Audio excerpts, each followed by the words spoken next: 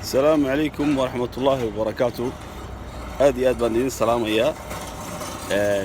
سيدا runta كما أنا قيب gelin بريهن برنامج كي تحانها ها إنه كجهد تجري عافماتك يوحيابه للدرسة وحين دونية إنه هالكي كسي وضن إن شاء الله تعالى maanta waxaan doonayaa inaan wax yar oo aan ka bixiyo macluumaad ah waxaan loo yaqaano xameetida ama dhagxaanta xameetida waxaan doonayaa in dadka Soomaaliyeed aan ku wargeliyo xameetida waxyaabaha koosgareeya aabaha u ah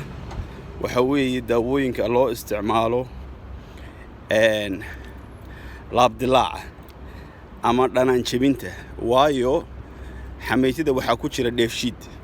dheefshiidkuna waxay sii deysaa xameetidu caloosha ku sii deysaa marka ay cuntadu ay gasho caloosha iyo marka uu dhanaanku ku bato dhanaanku marka uu ku bato ayay ku sii deysaa acidkan dheefshiidka loo yaqaan marka aad dawada dhanaan jebiska ama dawada aad cuntid laabdilaaca caloosha maxay acid ku jira wuxuu ka dhigaa wuu jabiyaa macaan buu ka dhigaa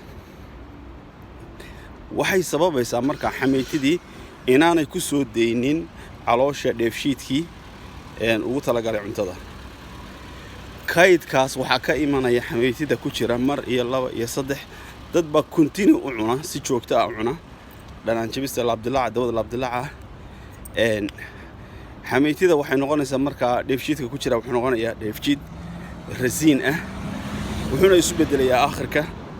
waxaan loo yaqaano dhagxaanta aakhirka ugu dambeynna waa in maraarada qofka ama xameetida ama waxa loo yaqaano gallstone-ka waa in laga jaraa oo laga saara dadka waliba cuna ay dadka aan hilibka cunin dadka nabaatiinta loo yaqaano ma garanaysaa wixii dhir ah uu cuna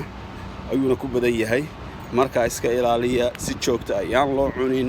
waxa dheefshiidka jabiya ama laabdilaaca aad iyo aad baad u mahadsantihiin waa aniga Axmed Kuyti. Assalaamu calaykum waraxmatullaahi wabarakaatuh.